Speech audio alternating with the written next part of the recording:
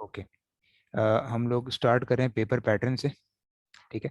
अब जैसे कि मैंने आप लोगों को बताया कि FA1 और FA2 का काफ़ी सिमिलर पेपर पैटर्न है और काफ़ी आसान पेपर इसके ऊपर होता है अगर ओवरऑल देखा जाए। अगर आपको कॉन्सेप्चुअली सारी चीज़ें क्लियर हों तो मोस्टली जो है स्टूडेंट्स आराम से इसको क्लियर कर सकते हैं। अब जैसे कि आपको पता है कि इसके अंदर आपको 50 MCQs आते हैं, ठीक है, एग्जाम के अंदर, और हर MCQ जो होता है आपका 2 मार्क्स ईच का होता है। ठीक है। तो टोटल जो आपका पेपर है वो बन जाता है 100 मार्क्स का। ठीक है। जो आगे सेक्शन वाइज मार्किंग आएगी, section A, section B, section C, थोड़ा सा जो डिफिकल्ट पेपर्स हैं वो आपके आगे जाके हो जाते हैं F3 के अंदर, F4 F5 ऑनवर्ड्स आपके थोड़े से डिफिकल्ट हो जाते हैं। ठीक है, जो सेक्शन हैं, बट इसमें स्ट्रेट फॉरवर्ड है, एक ही सेक्शन है, 50 MCQs हैं आपके 2 मार्क्स के। पेपर आपका 100 मार्क्स के, जो आपको अलाउड हैं आवर्स वो हैं 2 आवर्स। ठीक है। और जैसे कि आप लोग वाकिफ़ ही हैं, CBE होता है, कंप्यूटर बेस्ड एग्जाम। ठीक है जी। अब नॉर्मल जो स्टूडेंट्स हैं जिनको मैं स्टार्ट करवाता हूँ FA1 FA2 कोई भी सब्जेक्ट, इवन F7 की भी आप बात कर लें, तो सबसे पहले मैं स्टूडेंट्स को जो है बेसिक डबल एंट्री से वाकिफ़ करता हूँ। ठीक है। क्योंकि अगर आपको बेसिक डबल एंट्री क्लियर नहीं है स्टूडेंट को, किसी भी स्टूडेंट को, तो वो आगे भी टॉपिक्स में काफ़ी स्ट्रगल करता है। सही है। तो हम लोग ऐसे डिज़ाइन करेंगे, जो हमारा प्रोग्रेस है वो ऐसे होगी कि डबल एंट्री पे हमारा बहुत फोकस होगा। ठीक है, शुरू से ही। और डबल एंट्री पे फोकस होगा तो बाकी भी टॉपिक्स इंशाल्लाह क्लियर होंगे, क्योंकि सारे टॉपिक्स जो हैं वो इसके सराउंडिंग में डबल एंट्री पे ही बेस्ड हैं सारे। सही है। अब सबसे पहले हम डिस्कस करते हैं डबल एंट्री, फिर दो तीन चीज़ें और भी मैंने आपको बतानी है यहाँ पे, बट सबसे पहले we'll discuss double entry bookkeeping. ठीक है। अब देखें, डबल एंट्री बुक कीपिंग का मैंने एक बहुत आसान सा एक फॉर्मूला बनाया हुआ है, समझने वाला। एक आसान सा कॉन्सेप्ट है। ज़्यादातर इसमें चीज़ें लर्निंग वाली हैं। ठीक है। आहिस्ता आहिस्ता समझने वाली जो चीज़ें हैं, जैसे जैसे डबल एंट्री एक्सपैंड होती जाती है, आगे और टॉपिक्स आते जाते हैं, नॉन करंट एसेट आता है, ट्रांजैक्शंस की एंट्री आती हैं, टी अकाउंट्स आते हैं, लाइबिलिटीज़ आती हैं, ये एसेट्स आते हैं, इक्विटी, इस तरह की सारी चीज़ें आती हैं, वो उसमें समझने वाली चीज़ है। बट यहाँ पे ज़्यादातर लर्निंग बेस्ड चीज़ है। ठीक है। मैं बेसिकली चीज़ों को पहले दो ग्रुप्स में डिवाइड करूं जो हमारे अकाउंटिंग वर्ल्ड में होती हैं। ठीक है, आपने पहले सुना भी होगा इनको। एक मैं नाम दे रहा हूँ group 1, and one group I am naming group 2। सही है। अब ग्रुप 1 और ग्रुप 2 में मैंने इनको क्यों डिवाइड किया, उसका एक मकसद है, अभी आपको समझ आ जाएगी। ग्रुप 1 में मैं तीन चार चीज़ों का नाम लिख रहा हूँ, इनका ट्रीटमेंट अलग है, और ग्रुप 2 वाली की चीज़ों का ट्रीटमेंट जो है वो थोड़ा सा डिफरेंट है। सही है। ग्रुप 1 में बेसिकली हमारे पास तीन चीज़ें हैं। पहला है एसेट्स, फिर हमारे पास हैं एक्सपेंसेस, और फिर हमारे पास आते हैं जी परचेजेस। ठीक है। एसेट्स, एक्सपेंसेस और परचेजेस, ये तीनों चीज़ें हमारी ग्रुप 1 के अंदर ट्रीट होती हैं।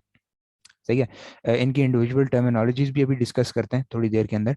बट आपने याद ये रखना है कि ग्रुप 1 के अंदर डेबिट जो है हमेशा इंक्रीज होता है। सही है। और क्रेडिट जो है हमेशा क्या होता है, डिक्रीज होता है। सही है। मतलब कि जब भी आपको एक ट्रांजैक्शन, हम अभी प्रैक्टिस भी करेंगे दो तीन सवाल इस लेक्चर के अंदर, जब भी एसेट बढ़ रहा है तो वो डेबिट हो रहा है। ठीक है। जब भी एसेट डिक्रीज हो रहा है तो वो क्रेडिट हो रहा है। Same with expenses and purchases, सबके साथ सेम है। ठीक है। अब ग्रुप 2 में मैं तीन चार डिफरेंट चीज़ें लिख रहा हूँ क्योंकि इनका ट्रीटमेंट डिफरेंट होता है। ठीक है। पहली चीज़ इसके अंदर आती है लाइबिलिटीज। ठीक है जी, लाइबिलिटीज हैं। उसके बाद हमारे आता है कैपिटल। कैपिटल, कोई भी इन्वेस्टमेंट ओनर की तरफ से बिजनेस के अंदर, उसको हम कैपिटल कहते हैं। ठीक है। और उसके अलावा कोई भी सेल या किसी भी टाइप की इनकम जो होती है, ये ग्रुप 2 के ट्रीटमेंट मेथड्स के अंदर ट्रीट होती है। ठीक है। अब इन दोनों में ऑपोजिट का फर्क है। वहाँ पे डेबिट इंक्रीज था, क्रेडिट डिक्रीज था। यहाँ पे क्या होगा, यहाँ पे डेबिट जो है वो डिक्रीज है। सही है। और क्रेडिट जो है that is increase. Credit is increase and debit is decrease. तो ये दोनों इनके अंदर फर्क है।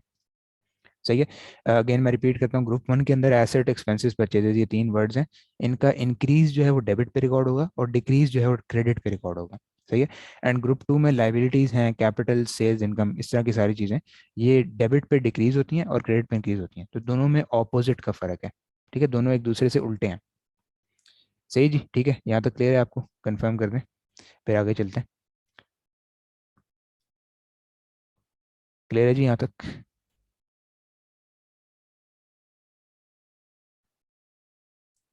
ओके, अब बात आपको क्लियर है यहाँ तक? ओके, ठीक है जी। अब आगे चलते हैं। अब इसके अंदर बेसिकली यहाँ पे टर्मिनोलॉजीज हम लोग डिस्कस करना स्टार्ट करते हैं। ठीक है। सबसे पहले यहाँ पे मैं आपको एसेट्स का समझाऊंगा। ठीक है, एसिड्स हम पहले डिस्कस करते हैं।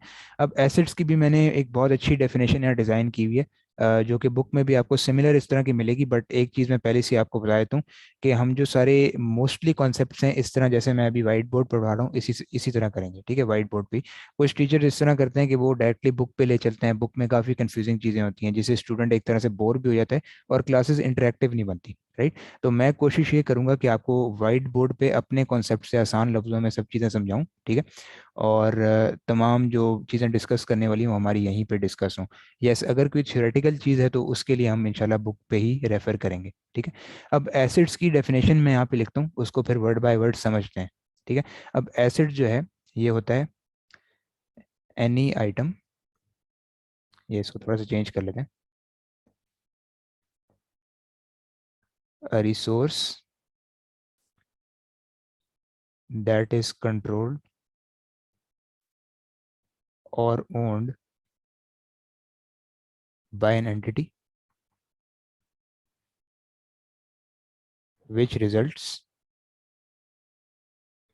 in economic benefits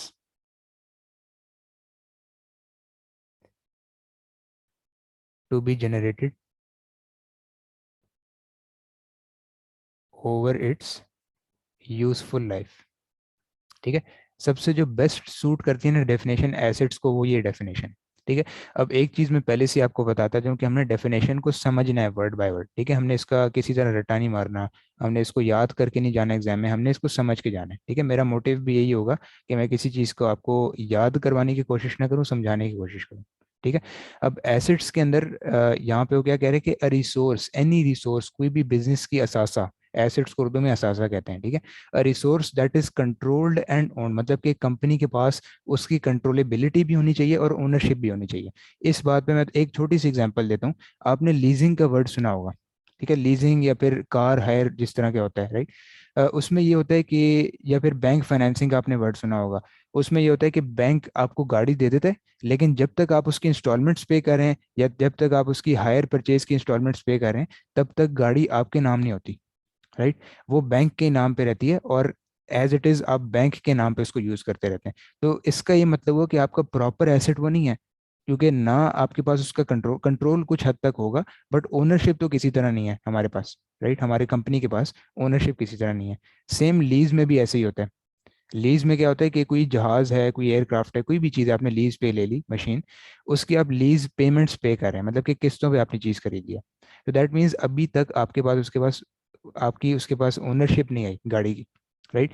कंट्रोल आप कुछ हद तक कर रहे हैं लेकिन फुली नहीं कर रहे, और ओनरशिप भी आपके पास नहीं है, आपके नाम पे नहीं है वो मशीन या गाड़ी, कुछ भी, ठीक है। तो asset that is a resource that is controlled और ओन, मतलब कि कंट्रोलेबिलिटी ओनरशिप दोनों चीज़ें एंटिटी के पास होने चाहिए by an entity which results in economic benefits. अब इकोनॉमिक बेनिफिट्स पे थोड़ी सी डिस्कशन करते हैं। इकोनॉमिक बेनिफिट्स का बेसिकली मतलब है मनी, ठीक है, पैसे या फिर प्रॉफिट किसी भी तरह के, ठीक है। इसको आसान लफ्जों में मनी या प्रॉफिट कहते हैं, और फाइनेंशियल अकाउंटिंग की टर्म्स में इसको क्या कहते हैं, मनी या फिर प्रॉफिट, इकोनॉमिक बेनिफिट, सॉरी, ठीक है। तो इन economic benefits to be generated, मतलब ये एसेट हमारे इकोनॉमिक बेनिफिट्स प्रॉफिट जनरेट करेगा, right, over its useful life. हर एसेट की एक यूजफुल लाइफ होगी, आगे हम एक टॉपिक पढ़ेंगे डेप्रिसिएशन के नाम का, ठीक है। तो तब आपको ये फर्दर समझ आ जाएगी, सही है। तो एसेट्स क्या होते हैं, कोई भी ऐसे रिसोर्स जो कि कंट्रोल और ओन दोनों एंटिटी के पास है उसका, ठीक है। और उससे क्या रिजल्ट होता है कि इकोनॉमिक बेनिफिट्स, पैसे, प्रॉफिट हमारी कंपनी में इनफ्लो होता है। वो इनफ्लो कैसे होएगा, मशीन में हम रॉ मटेरियल डालेंगे, मशीन फिनिश गुड प्रोड्यूस करेगी, फिनिश गुड हम कस्टमर को बेचेंगे, ठीक है। तो उससे क्या होगा कि हमारे इकोनॉमिक बेनिफिट्स जनरेट होंगे, मशीन हमें फ़ायदा पहुंचाएगी, ठीक है, सही है। अब एसेट्स जो हैं बेसिकली दो टाइप्स में डिवाइड होते हैं। एक को हम कहते हैं करंट एसेट्स, इसका एक पूरा चैप्टर है, यहाँ जस्ट मैं इंट्रोडक्शन एक दे रहा हूँ, ठीक है। एसेट्स को एक कहते हैं करंट एसेट्स और एक हम कहते हैं non current assets. Current assets का मतलब है वो एसेट जो 12 महीने के अंदर अंदर है, जो 12 महीने के अंदर अंदर कैश के अंदर कन्वर्ट हो सकते हैं, ठीक है। और नॉन करंट एसेट्स वो वाले हैं जो कि मोर देन 12 मंथ्स के अंदर कैश के अंदर कन्वर्ट होते हैं या हमें बेनिफिट देते हैं, ठीक है। अब नॉन करंट एसेट्स की बहुत सारी एग्जांपल है, जैसे कार है, ठीक है, वैन है, बिल्डिंग, मशीनरी, हैवी इक्विपमेंट, ये तमाम इसकी एग्जांपल्स हैं नॉन करंट एसेट्स की। ठीक है, करंट एसेट्स की अभी मैं एग्जांपल नहीं बता रहा, वो हम इसके चैप्टर में डिस्कस करेंगे। करंट एसेट्स में आपको थोड़े से बताता हूँ, इन्वेंट्री होती है, जैसे हमारा स्टॉक है, cash balance, bank balance, receivable, ये तमाम चीज़ें हमारी करंट एसेट्स में आती हैं। ठीक है, तो ये एसेट्स की हमने अच्छी खासी डेफिनेशन को डिस्कस कर लिया है। क्लियर है जी आपको यहाँ तक? कोई कन्फ्यूजन तो नहीं है? आगे चलें, क्लियर है यहाँ तक?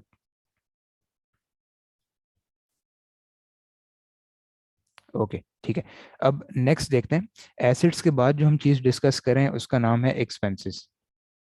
अब एक्सपेंसेस की भी कोई डेफिनेशन होगी, आप लोग पूछ रहे होंगे, तो इसकी एक हद तक डेफिनेशन आप समझ लें तो बेहतर है, क्योंकि कहते तो इसको यही है कि खर्चा है, राइट। लेकिन एक इसकी डेफिनेशन है सिंपल सी, कि any amount of money, any amount of money spent for operations, business के ऑपरेशंस के लिए, और ऑन एनी रिपेयर्स और फिक्सचर्स। ठीक है जी, ये इसकी डेफिनेशन है कि कोई भी एनी अमाउंट ऑफ मनी आपने या तो बिजनेस के ऑपरेशंस पे स्पेंड किए हैं, जैसे एडवर्टाइजमेंट कॉस्ट है, एडमिन कॉस्ट है, बिजली का बिल है, ठीक है, गैस का बिल है, इस तरह की सारी चीज़ें, हीटिंग एक्सपेंस हैं, या तो आपने ऑपरेशंस पे स्पेंड किए, या फिर किसी टाइप के रिपेयर्स, अगर बिजनेस में कुछ टूट जाता है, कोई टेबल डैमेज हो गया, कोई कंप्यूटर डैमेज हो गया, ठीक है, डेटाबेस हमारी डैमेज होगी, उसको रिपेयर करने के लिए हमें इंजीनियर्स बुलाने पड़ रहे हैं, ये तमाम चीज़ें एक्सपेंसेस के अंदर आती हैं। ठीक है, तो इसकी सिंपल सी डेफिनेशन है। परचेजेस आपको पता है क्या होता है? ठीक है, परचेज को यहाँ मैं ज़्यादा डिस्कस नहीं करूँगा। कोई भी ऐसी चीज़ जो आपने रॉ मटेरियल परचेज की हो, जो आगे जाके या तो प्रोसेस हो या फिर आगे जाके आप उन्हीं को बेच दें। ठीक है, रॉ मटेरियल दो टाइप के होते हैं, परचेजेस दो टाइप की होती हैं, या तो रॉ मटेरियल आप परचेज कर लें, या फिर सस्ता सामान लेके महंगा बेच दें अपना लोगो लगा के, जो कि काफ़ी लोग कर रहे हैं, ठीक है, रिटेल बिजनेस के अंदर। ठीक है, उसको हम आगे जाके डिस्कस करेंगे। अभी हम आते हैं लाइबिलिटी पे। ठीक है, लाइबिलिटी की यहाँ पे बहुत अहम डेफिनेशन है, बहुत इंपॉर्टेंट डेफिनेशन है। ठीक है, जैसे एसेट की इंपॉर्टेंट थी, लाइबिलिटी की भी इंपॉर्टेंट है। अब लाइबिलिटी की भी यहाँ पे एक डेफिनेशन आसान सी मैंने क्रिएट की हुई है। सो लाइबिलिटी है a present obligation, a present obligation arising due to a past event which will result in economic benefits to be outflowed. सही है। अब इसकी बहुत मज़ेदार डेफिनेशन है, इसको वर्ड बाय वर्ड डिस्कस करते हैं कि हमने याद नहीं करना, इसको समझना है। ठीक है, अब लाइबिलिटी को उर्दू में क्या कहते हैं? उधार। राइट, लाइबिलिटी को आसान उर्दू लफ्ज़ों में हम उधार कहते हैं, या किसी की अमानत भी कह सकते हैं। ठीक है, तो यहाँ पे जो डेफिनेशन है इसको डिस्कस करते हैं। अब प्रेजेंट ऑब्लिगेशन, ऑब्लिगेशन का बेसिकली मतलब होता है किसी की अमानत या आपके ऊपर एक रिस्पॉन्सिबिलिटी। ठीक है, मतलब हम कहते हैं ना, we are oblige to return this amount. Oblige से वर्ड आया हमारा ऑब्लिगेशन। सही है, तो अब प्रेजेंट ऑब्लिगेशन का मतलब है कि आपके ऊपर अभी इस टाइम पे एक रिस्पॉन्सिबिलिटी है, एक बर्डन है, एक बोझ है, किसी को हो सकता है पैसे वापस करने का। ठीक है, अब present obligation arising due to a past event, ये किस वजह से आई होगी? किसी पास्ट इवेंट की वजह से। अब पास्ट इवेंट का यहाँ क्या मतलब है? फॉर एग्जाम्पल, 5 ईयर्स पहले फॉर एग्जाम्पल मैंने एक बैंक से लोन लिया, या एक कंपनी ने बैंक से लोन लिया। ठीक है, तो उस 5 साल पहले बैंक से लोन लेना एक पास्ट इवेंट है, क्योंकि अगर 5 साल पहले उस कंपनी ने बैंक से लोन ना लिया होता तो ये लाइबिलिटी आती ही ना, राइट, ये ऑब्लिगेशन अराइज ही ना होती। तो इसका ये मतलब है कि एक प्रेजेंट ऑब्लिगेशन इसीलिए अराइज हुई है क्योंकि एक पास्ट इवेंट ही क्रिएट हुआ होगा, विच will result in economic benefits, again वही वाली बात ऊपर, मनी या फिर प्रॉफिट, टू बी आउटफ्लोड, किसी फ्यूचर पॉइंट ऑफ टाइम में इकोनॉमिक बेनिफिट्स आपके इस पास्ट इवेंट और प्रेजेंट ऑब्लिगेशन की वजह से आउटफ्लो होंगे, बाहर जाएंगे। ठीक है, कैश बाहर जाएगा, क्रेडिट होएगा। ओके, तो ये लाइबिलिटी की एग्जांपल है। अब सिमिलरली लाइबिलिटी में भी हमारी दो टाइप्स होती हैं, नॉन करंट लाइबिलिटीज भी होती हैं, एंड साथ ही साथ करंट लाइबिलिटीज भी होती हैं। सही है, नॉन करंट लाइबिलिटीज अगेन वो होती हैं, नॉन करंट का जहाँ भी लफ्ज है ना, आपने समझ जाना है कि ग्रेटर देन 12 मंथ्स है, मतलब 1 साल से ज़्यादा। ठीक है, और करंट का जहाँ लफ्ज है आपने समझ जाना है लेस देन 12 मंथ्स, ये करंट लाइबिलिटी है। ठीक है, नॉन करंट लाइबिलिटी की मैं कुछ एग्जांपल्स यहाँ लिख देता हूँ। जैसे कि बैंक लोन, आपने 5 साल का बैंक लोन ले लिया, 5 ईयर्स, 10 ईयर्स, जितनी मर्जी सालों का आपने लियो, 1 साल से ज़्यादा होना चाहिए बस, क्योंकि 12 मंथ से ज़्यादा वाली इसमें खसूसियत है नॉन करंट में। ठीक है। करंट लाइबिलिटी की भी कुछ डेफिनेशंस हैं, जैसे कि पेबल्स और बैंक ओवरड्राफ्ट और एक्रूवल्स। इसके ऊपर भी एक पूरा हमारा चैप्टर है, वो भी हम पढ़ेंगे एक्रूवल के ऊपर। ठीक है। ओवरड्राफ्ट वो होता है जब आपका बैंक बैलेंस माइनस के अंदर चला जाता है, तो ये भी एक तरह से लोन ही होता है, जिसमें इंटरेस्ट सूद जो है उसके अंदर हमें देना पड़ता है बैंक को। ठीक है। पेबल्स भी ऐसे ही हैं। पेबल्स क्या होते हैं कि आपने, पेबल्स बेसिकली क्रेडिट परचेजेस से जुड़े होते हैं। आपने एक सप्लायर से क्रेडिट परचेज कर ली, ठीक है, आपने सामान खरीदा, लेकिन आपने कहा कि मैं पेमेंट बाद में करूंगा।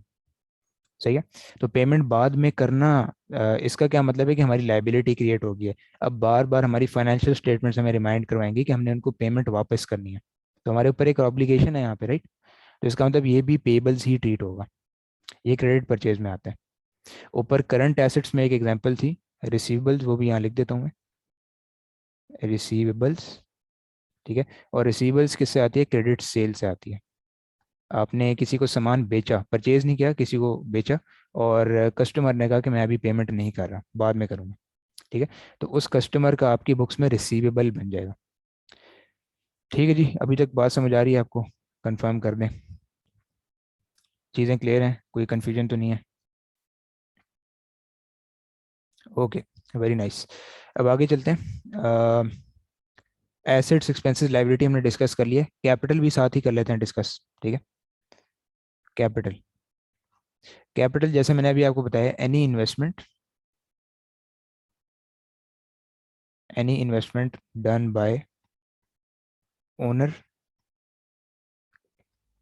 Into the business. बिजनेस के अंदर किसी भी टाइप के पैसे अगर ओनर ने इन्वेस्ट किए हैं, उसको हम कहते हैं कैपिटल। सही है। अब ये जो सारी चीज़ें मैंने पढ़ाई ना आपको, कैपिटल, लाइबिलिटी, सेल्स इनकम, ये तमाम चीज़ें, ये ग्रुप 2 की आइटम्स हैं। इसमें आपने ट्रीटमेंट याद रखना है कि इन तमाम का जो इंक्रीज है वो कहाँ रिकॉर्ड होगा? क्रेडिट पे। और उनका डिक्रीज कहाँ रिकॉर्ड होगा? डेबिट पे।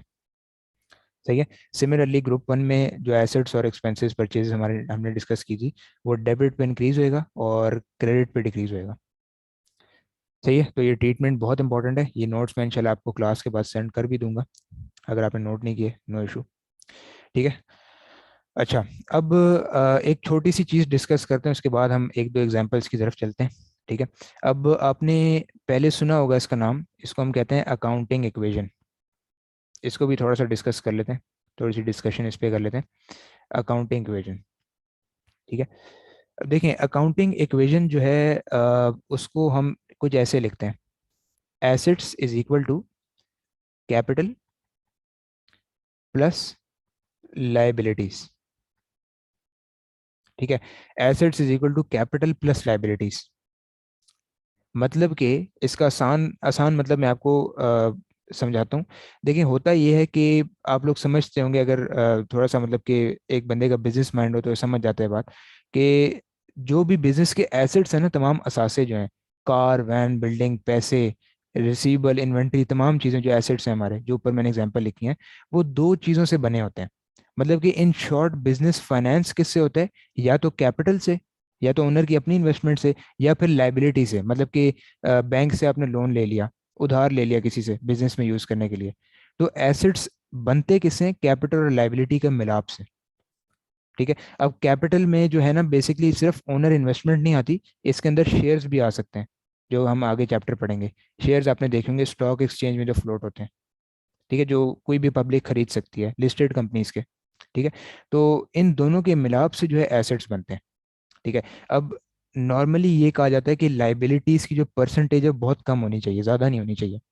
कुछ बिजनेसेस ऐसे भी हैं जिनकी एसेट्स जो है 70% लाइबिलिटी से फाइनेंस्ड है, और 30% कैपिटल से, ओनर की अपनी इन्वेस्टमेंट से फाइनेंस्ड है।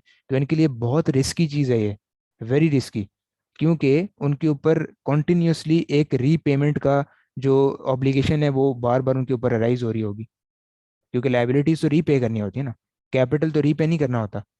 शेयर्स जो हैं, ओनर का कैपिटल जो है वो एक दफ़ा लग गया बिजनेस पे तो लग गया, वो वापस तो नहीं इसको मिलेगा, राइट। लेकिन लाइबिलिटीज जब बिजनेस ले ले तो फिर उसको वापस भी करना पड़ता है। तो लाइबिलिटीज जो है वो अमूमन ज़्यादा रिस्की हैं कैपिटल से। तो इसकी परसेंटेज कम से कम होनी चाहिए। इस रिलेशन को बेसिकली कहते हैं हम लोग, जो आप आगे जाके पढ़ेंगे, गियरिंग। ठीक है, इसके अंदर भी एक चैप्टर है FA2 के अंदर भी, लास्ट के टुवर्ड्स इंटरप्रिटेशन वाला, जिसमें हम रेशोज पढ़ेंगे। इसको हम कहते हैं गियरिंग रेशो, कि आपकी लाइबिलिटीज आपकी कैपिटल के कितने परसेंट है। ये जितना ज़्यादा है उतना नुकसानदेह होता है। ठीक है, तो ये हमारी अकाउंटिंग इक्वेशन है। अब आपने सुना भी होगा कि स्टेटमेंट ऑफ फाइनेंशियल पोजीशन जो है ना हमारी, जिसको हम SOFP कहते हैं, statement of financial position, different kinds of हमारी स्टेटमेंट्स हैं। स्टेटमेंट ऑफ प्रॉफिट और लॉस भी है, स्टेटमेंट ऑफ फाइनेंशियल पोजीशन भी है, statement of changes in equity भी है, कैश फ्लो स्टेटमेंट भी है। ठीक है, सारी स्टेटमेंट्स हैं जो हम पढ़ेंगे इस सिलेबस के अंदर। तो स्टेटमेंट ऑफ फाइनेंशियल पोजीशन के अंदर ये बहुत इंपॉर्टेंट पार्ट प्ले करती है अकाउंटिंग इक्वेशन, क्योंकि ये पूरी स्टेटमेंट बेस्ड इस पे है। हम पहले सारे एसेट्स लिखते हैं, फिर तमाम कैपिटल लिखते हैं और तमाम लाइबिलिटीज लिखते हैं लाइन बाय लाइन बेसिस पे। फिर तमाम जो एसेट्स हैं ना, उनका इक्वल, हमेशा इसके इक्वल होना चाहिए कैपिटल और लाइबिलिटीज के। इन दोनों का सम जो है वो कैपिटल और लाइबिलिटीज का एसेट्स के इक्वल होना चाहिए हमेशा। तो ये भी जब हम आगे पढ़ेंगे तो हम इसकी भी डिस्कशन कर लेंगे। सही जी, यहाँ तक क्लियर है आपको? कोई कन्फ्यूजन है तो पूछ लें, वरना फिर आगे चलते हैं।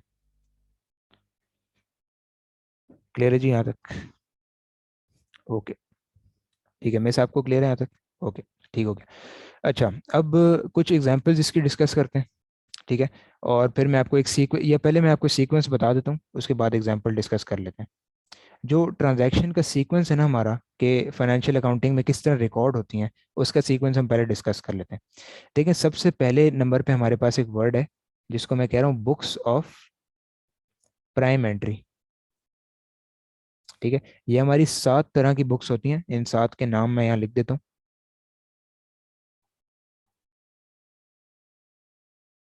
सबसे पहले हमारे पास है सेल्स डे बुक, फिर हमारे पास सेल्स रिटर्न डे बुक। ठीक है, फिर हमारे पास परचेज डे बुक, फिर परचेज रिटर्न डे बुक, फिर कैश बुक। ठीक है, फिर हमारे पास है पेटी कैश बुक, और आखिरकार हमारे पास है जर्नल। ठीक है, अब basically books of prime entry का मकसद ये है कि जो भी हम एंट्रीज करते हैं ट्रांजैक्शंस की, वो प्राइम एंट्री का मतलब है कि सबसे पहले जो एंट्री है ना, जब ट्रांजैक्शन कोई होती है, सबसे पहले हम एंट्री इसके अंदर डालते हैं, इन बुक्स के अंदर। डिपेंडिंग कि वो सेल्स है, सेल रिटर्न है, परचेज रिटर्न है, कुछ भी है। सही है, तो हम बुक्स ऑफ प्राइम एंट्री के अंदर सबसे पहले रिकॉर्डिंग करती हैं जैसी ट्रांजैक्शन इनकर होती है। ठीक है, इसीलिए इसका नाम बुक्स ऑफ प्राइम एंट्री है। फिर सेकंड नंबर पे हमारे पास क्या है, कि हम लोग इनकी डबल एंट्रीज क्रिएट करते हैं। ठीक है, जैसे ही हमारे पास अ, ये बुक्स ऑफ प्राइम एंट्री में रिकॉर्ड होगी सारी चीज़ें, इसमें इसके बाद हम डबल एंट्रीज रिकॉर्ड करते हैं, debit credit, debit cash, credit sales, जो भी है। ठीक है, जो अब अभी हम डिस्कस कर रहे थे, डबल एंट्री बुक कीपिंग। जब डबल एंट्री बन जाती है, तो थर्ड स्टेप पे हम क्या करते हैं, कि उनके टी अकाउंट्स क्रिएट करते हैं, जो कि अभी हमने डिस्कस करने हैं एग्जाम्पल में। ठीक है, टी अकाउंट्स जब हम क्रिएट कर लेते हैं, उसके बाद जो तमाम बैलेंस हैं इसके, वो कहाँ चले जाते हैं, ट्रायल बैलेंस के अंदर। ठीक है जी, ट्रायल बैलेंस के अंदर ये चले जाते हैं। ट्रायल बैलेंस का भी एक चैप्टर है जो कि हम पढ़ेंगे। जब वो ट्रायल बैलेंस में चले जाते हैं, उसके बाद ये हमें देखना पड़ता है कि डेबिट क्रेडिट सेम है, कोई मसला तो नहीं है वहाँ पे। ठीक है, इक्वल आ रहे हैं दोनों। अगर कोई, बेसिकली ट्रायल बैलेंस एक एरर चेकिंग डिवाइस होती है, ये गलतियों को चेक करती है। ठीक है, अगर यहाँ तक सारा मामला ठीक है, उसके बाद हम लोग जो सही वाले बैलेंसेज हैं उनको एक तरह से रिफाइन करके फाइनेंशियल स्टेटमेंट्स के अंदर ले जाते हैं। फाइनेंशियल स्टेटमेंट्स डिफरेंट तरह की हैं, जैसे ऊपर मैंने नाम लिए हैं, स्टेटमेंट ऑफ प्रॉफिट और loss, financial position, cash flow statement. तमाम जो बैलेंसेज हैं वो उसके अंदर चले जाते हैं। ठीक है, ये सीक्वेंस था हमारा छोटा सा 4-5 स्टेप्स का। ठीक है, आप इससे वाकिफ़ भी होंगे आई थिंक। अब हम एग्जाम्पल की तरफ चलते हैं। ठीक है, फाइनली एग्जाम्पल डिस्कस करते हैं, एक दो एग्जाम्पल्स, और फिर हम इंशाल्लाह वाइंड अप करते हैं। ठीक है, सबसे पहले एग्जांपल मैं यहाँ पे एक ड्रॉ कर लेता हूँ। ठीक है,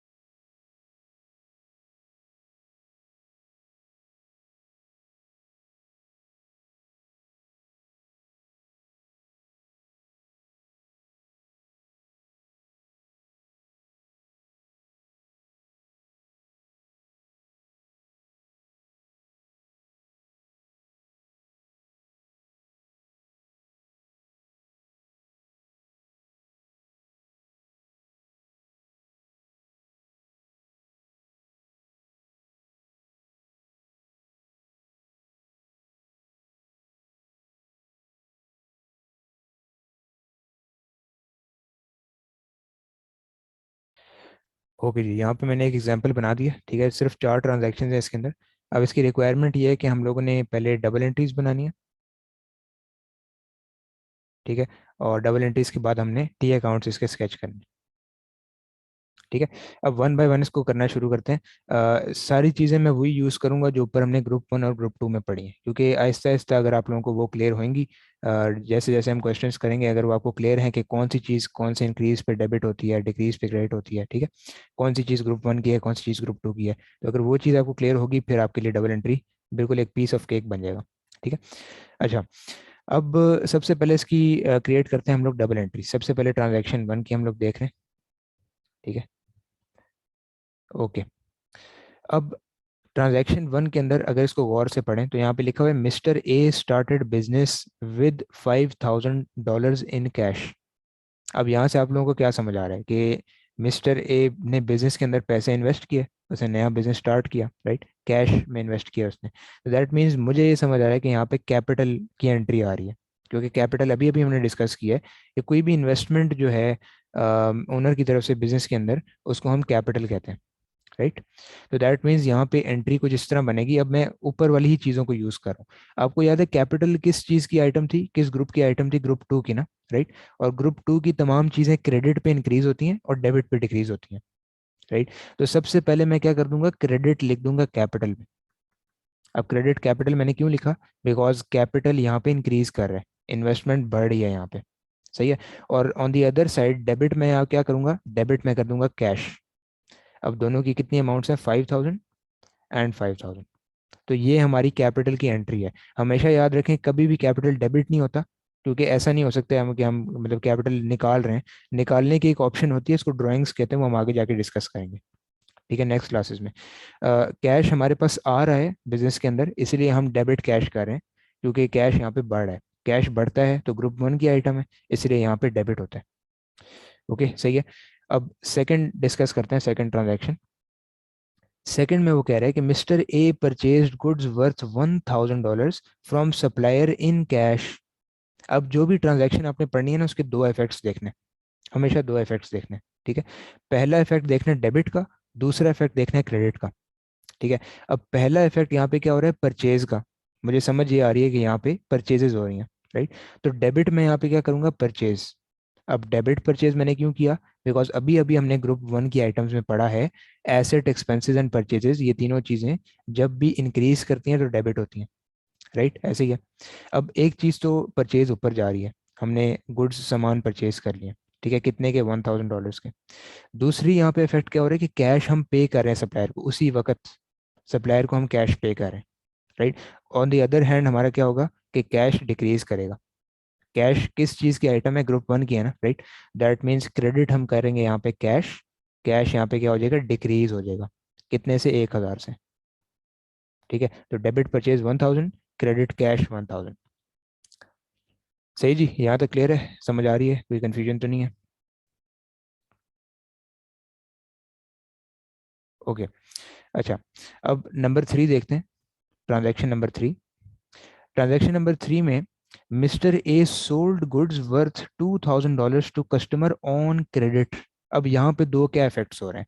पहले तो यहाँ पे सेल्स हो रही है मुझे लगता है, क्योंकि मिस्टर ए यहाँ पे सेल्स करें, गुड्स सेल करें, परचेज नहीं करें, राइट। दैट मीन्स यहाँ पे क्या होगा कि हम लोग क्रेडिट क्या करेंगे, सेल्स कर देंगे, क्योंकि अभी अभी हमने पढ़ा है ग्रुप 2 के अंदर कि सेल्स क्रेडिट पे इंक्रीज होती हैं और डेबिट पे डिक्रीज होती हैं, क्योंकि ये लाइबिलिटी के साथ आती है ना, लाइबिलिटी, सेल्स, इनकम, कैपिटल, ये तमाम चीज़ें क्रेडिट पे इंक्रीज करती हैं।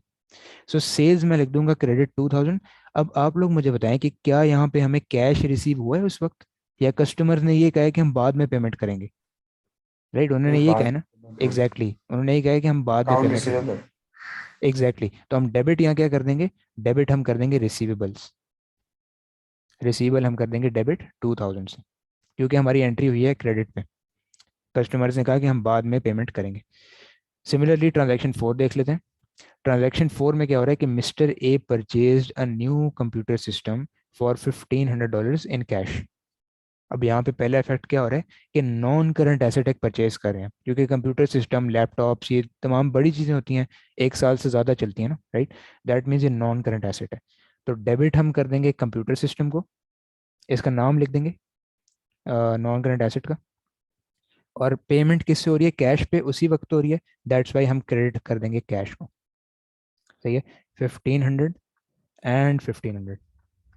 सही जी, ठीक है। ये हमने तमाम डबल एंट्रीज क्रिएट कर ली वेरी इजीली। ठीक है। अब चलते हैं नेक्स्ट स्टेप पे, क्योंकि डबल एंट्रीज तो हो गई हैं, टी अकाउंट्स अभी बनाने बाकी हैं। ओके। अब टी अकाउंट्स पे चलते हैं। सबसे पहले आप लोगों ने देख लेना है कि कितने टी अकाउंट्स बनाने हैं। कैश है, कैपिटल है, परचेज है। कैश ऑलरेडी बना हुआ है। और फिर है जी रिसीवेबल्स, सेल्स और कंप्यूटर सिस्टम। तो 1 2 3 4 5 6 अकाउंट्स बनाने हैं हमने।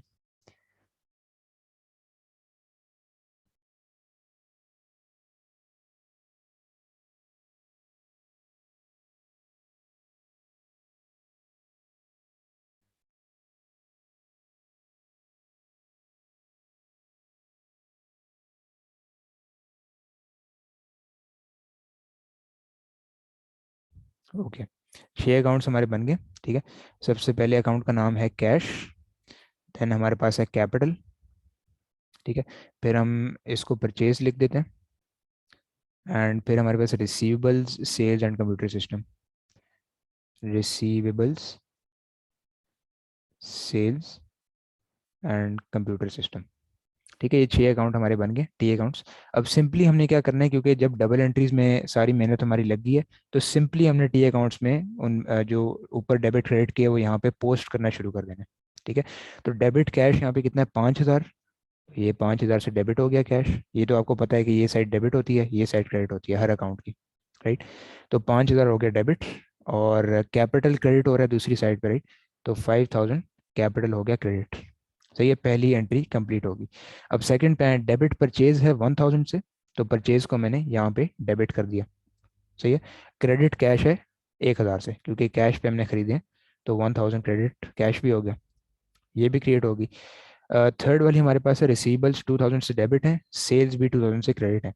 तो रिसीवेबल को 2000 से डेबिट कर दिया, और सेल्स को 2000 से क्रेडिट कर दिया। ठीक है। और लास्ट हमारी एंट्री क्या है? कि डेबिट कंप्यूटर सिस्टम 1500 और क्रेडिट कैश 1500। तो ये हो गया 1500 डेबिट, और कैश हमने कर दिया 1500 क्रेडिट। सही जी, ये तमाम एंट्रीज हमारी होगी, कंप्लीट होगी। अब एक ही स्टेप पीछे रह गया कि हम लोगों ने अकाउंट्स को बैलेंस ऑफ करना है। मैं आपको समझा देता हूँ बैलेंस किस तरह करना है, बहुत आसान है। सबसे पहले हम लोगों ने क्या करना होता है कि हैवियर साइड ढूंढनी होती है। डेबिट क्रेडिट में से हैवियर साइड कौन सी है? तो कैश अकाउंट सबसे पहले यहाँ से स्टार्ट करते हैं। कैश अकाउंट में मुझे डेबिट साइड हैवी लग रही है, क्योंकि डेबिट साइड का टोटल 5000 है, क्रेडिट का 2500 है।